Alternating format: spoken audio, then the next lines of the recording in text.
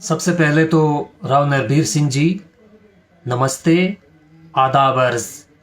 हरियाणा प्रदेश के माननीय पर्यावरण मंत्री, बहुत शुक्रिया आपका सर कि आपने साफ तौर पर बाकायदा हरियाणा विधानसभा में ये इकरार किया कि 2014 के बाद से आपकी सरकार यानी हरियाणा की भाजपा सरकार के शासनकाल के दौरान नूह मेवात में लगभग 28 बूचड़ खानों को एनओसी यानी नो ऑब्जेक्शन सर्टिफिकेट्स दिए गए। आपने माना कि उनमें से फिलहाल 7 ऑपरेशनल है यानी चालू हालत में है। लेकिन राव नरबीर जी, आपने हरियाणा विधानसभा में चल रहे सेशन में दोहराया कि ये भी एक तरह से उद्योग है। नूह में भी आपने मीडिया कर्मियों से बातचीत करते वक्त जोर देते हुए ये बात कही थी। आपने कहा कि उद्योगों को परमिशन देना तो सरकार का या प्रशासन का काम होता है। यह और बात है कि एक एक दिन में 5-5, 6-6 एनओसी। अध्यक्ष महोदय, ये ठीक बात है कि तकरीबन हमारे इस 2014 के बाद 28 लाइसेंस एनओसी दिए गए, उनमें से 7 चल रहे हैं और बाकी की प्रक्रिया जारी है। लेकिन ये भी एक उद्योग है और जो जहां मांग करता है, यदि वो क्राइटेरिया पूरा करता है अध्यक्ष महोदय, तो उसको परमिशन देनी सरकार का दायित्व है। लेकिन राव साहब, मैं आपसे बहुत ही अदब के साथ ये पूछना चाहता हूं कि क्या एक ही जिले में इंडस्ट्रीज के नाम पर इतनी बड़ी तादाद में स्लॉटर हाउसेज खोलना तर्कसंगत है, न्याय संगत है? सर, आप बार बार ये कह रहे हैं कि इंडस्ट्री को हम रोक नहीं सकते, तो सर क्या हरियाणा के बाकी जिलों में बूचड़ खाने खोलना अनकॉन्स्टिट्यूशनल है या गैर कानूनी है या अनडेमोक्रेटिक है? अगर नहीं तो बाकी 21 जिलों में कितने बूचड़ खाने खुले हुए हैं या खोले जा रहे हैं या परमिशंस दी जा रही हैं?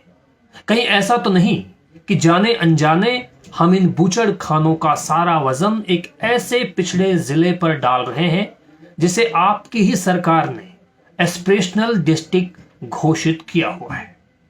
और एस्पिरेशनल डिस्ट्रिक्ट्स की क्या जरूरतें होती हैं, इनमें क्या बदलाव या सुधार की दरकार होती है, आप यकीनन मुझसे बेहतर जानते हैं। लेकिन हां, आई एम श्योर कि नीति आयोग के बकौल आकांक्षी जिलों के बेटरमेंट के लिए, उनके डेवलपमेंट के लिए बूचड़ खानों की जरूरत तो बिल्कुल नहीं होती होगी। सर, राजधानी दिल्ली और एनसीआर, जो पहले ही दुनिया भर में बढ़ते पॉल्यूशन की वजह से एक तरह से बदनाम है, उसे और ज्यादा बदहाल बनाने के लिए क्या ये बूचड़ खाने राजधानी दिल्ली से महज 60-70 किलोमीटर की दूरी पर खोलने इतने जरूरी हैं? क्या इनको कहीं कंट्री साइड नहीं खोला जा सकता? ऐसी जगह जो नॉन रेसिडेंशियल हो, जहां आबादी ना हो, स्कूल कॉलेजेस ना हो, हॉस्पिटल्स ना हो या धार्मिक स्थान ना हो। जनवरी 2025 से पहले इसका क्राइटेरिया कोई फिक्स नहीं था। और राव साहब, देखिए ना, कितने ताज्जुब की बात है। आपने हरियाणा विधानसभा में खड़े होकर कायदे से ये माना और सबको बताया, जिसके लिए मैं आपको बधाई भी देना चाहता हूं। आपने कहा कि जनवरी 2025 से पहले इसके लिए कोई भी क्राइटेरिया फिक्स ही नहीं था। तो सर, मैं आपसे ये पूछना चाहता हूं कि जिन बूचड़ खानों को आप पूरे यकीन के साथ इंडस्ट्री एस्टैब्लिशमेंट और इंडस्ट्री इंफ्रास्ट्रक्चर का नाम दे रहे हैं, उस इंडस्ट्री के लिए सरकार के पास बकौल आपके जनवरी 2025 से पहले तक कोई क्राइटेरिया ही फिक्स नहीं था। तो सर, क्या यह मान लिया जाए कि इन बूचड़ खानों को जो एनओसी दी गई, उनमें नियमों की न केवल जमकर अनदेखी की गई, बल्कि बड़े पैमाने पर अनियमितता भी बरती गई? सर, क्या आपको नहीं लगता कि कहीं ना कहीं Haryana government and local administration और कंसर्न्ड ऑफिशियल्स के सहयोग की बदौलत मेवात इलाके में इंडस्ट्री के नाम पर इन बूचड़ खानों को जानबूझकर चालू किया गया या करवाया गया? अब हमने जो फिक्स किया है 29/1/2025 को इसमें रेड कैटेगरी जो 500 मीटर दूर होनी चाहिए, गांव से, स्कूल से, मंदिर से, फॉरेस्ट से या कोई नदी जाती हो तो, और ऑरेंज कैटेगरी की 200 मीटर दूर होनी चाहिए, ग्रीन कैटेगरी में 100 मीटर दूर होनी चाहिए। हमने क्राइटेरिया फिक्स किया है। बहरहाल सर, मैं एक बार फिर आपको बधाई दूंगा। चलो, कम से कम अब आपने न्यू स्लॉटर हाउसेज के बाबत नया क्राइटेरिया फिक्स करने का दावा तो किया। हालांकि ये कब फिक्स हो जाना चाहिए था, ये चर्चा का विषय हो सकता है हरियाणा विधानसभा के चल रहे सत्र में, और डिबेटेबल सब्जेक्ट हो सकता है मीडिया हलकों में। आपने कहा कि 29 जनवरी 2025 के बाद से हमने 3 कैटेगरीज बनाई हैं, रेड, ऑरेंज एंड ग्रीन। आपने कहा रेड कैटेगरी में बूचड़खाना गांव से, स्कूल से, मंदिर से, फॉरेस्ट से या नदी से 500 मीटर दूर होना चाहिए। ऑरेंज कैटेगरी में बूचड़खाना 200 मीटर दूर होना चाहिए, जबकि ग्रीन कैटेगरी में ये बूचड़खाना कमोबेश 100 मीटर की दूरी पर होना चाहिए। तो सर, मैं आपसे दावे के साथ कह सकता हूं कि अगर ऐसा है तो मेवात इलाका इन बूचड़खानों के लिए उपयुक्त जगह ही नहीं है, क्योंकि मेवात में अभी तक खुल चुके ज्यादातर बूचड़खाने गांव के नजदीक हैं, स्कूलों के नजदीक हैं, धार्मिक स्थानों के आसपास हैं और फॉरेस्ट में तो है ही। हां, अलबत्ता कुछ एक बूचड़खाने नदी से दूर या कहें कि बहुत दूर हो सकते हैं, क्योंकि सर, जब इस इलाके को आज तक मेवात कैनाल नहीं मिल सकी तो नदी की तो खैर बात ही क्या करें। खैर, ये बात फिर कभी, अभी सिर्फ बात बूचड़खानों की। जहां तक इन बूचड़खानों का सवाल है, अध्यक्ष महोदय, इनकी समय समय पर मॉनिटरिंग होती है और टीम ने निरीक्षण किया। बहुत कम कमियां पाई, जिन पे कमियां पाई उन पे हमने बाकायदा फाइन लगाया है। अब इंडस्ट्री को हम रोक तो सकते नहीं, जो परमिशन मांगेगा, अब जिस इलाके में जो परमिशन मांगेगा, ये भी एक इंडस्ट्री है, ऐसे उसको कैसे मना कर सकते। लेकिन अब हमने क्राइटेरिया बना दिया कि गांव से इतनी दूर। ये ठीक है, कहीं गड़बड़ थोड़ी बहुत होती होगी तो उसकी समय अनुसार मॉनिटरिंग होती है, जिनका अब इन्हें जिक्र किया। गांव के सरपंच, एसडीएम, पशुपालन के कर्मचारी, एनिमल हस्बेंड्री के डॉक्टर, सबने निरीक्षण किया और अब कोई दिक्कत नहीं है। नाम मात्र की थोड़ी बहुत बदबू एक में बाहर आती पाई और अब वो दिक्कत नहीं है कि भाई एनओसी देना सरकार का काम है। कोई इंडस्ट्री मांगेगा तो हम देंगे, नहीं तो हमारी सरकार की काबिलियत है कि हम एक दिन में 6 दे रहे हैं, 5। सरकार का काम है, कोई इंडस्ट्री मांगेगा तो हम देंगे, नहीं तो हमारी सरकार की काबिलियत है कि हम एक दिन में 6 दे रहे हैं, 5 दे रहे हैं। इसमें आपको ऑब्जेक्शन नहीं होना चाहिए।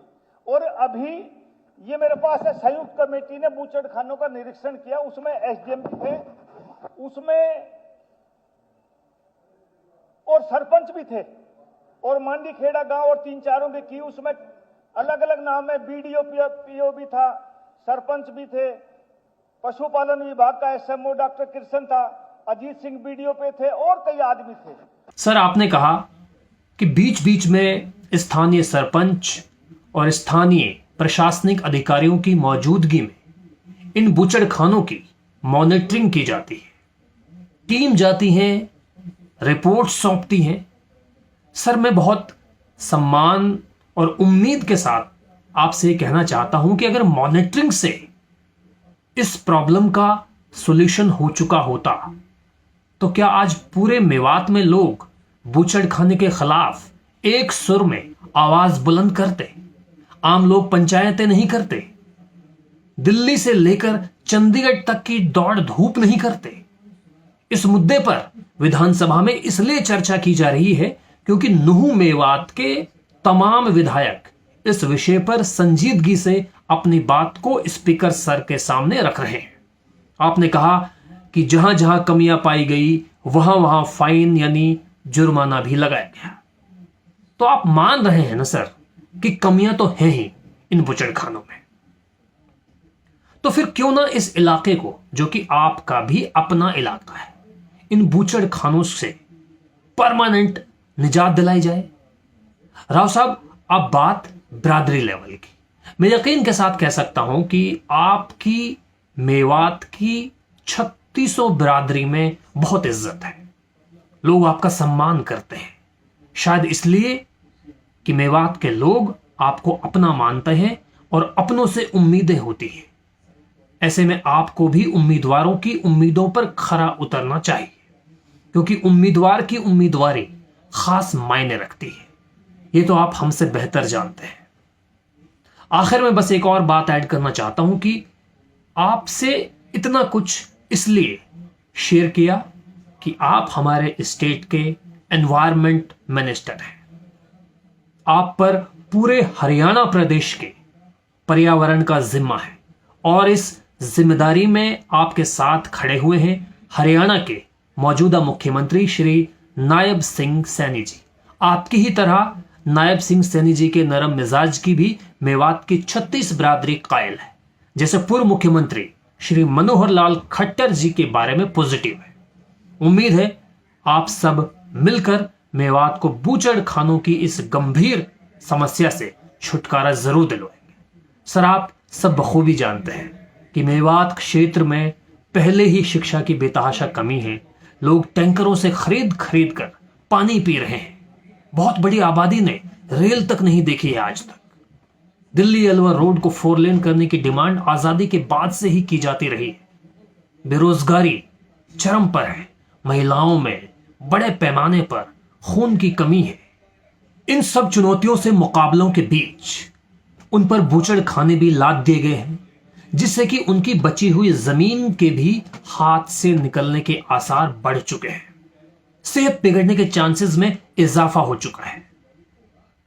ऐसे में आपसे सर दरख्वास्त है कि मेवात के इकोसिस्टम को दुरुस्त रखने के लिए यहां पर बूचड़ खानों पर पाबंदी लगाई जाए। आपकी बहुत मेहरबानी रहेगी। आप सबका बहुत बहुत शुक्रिया।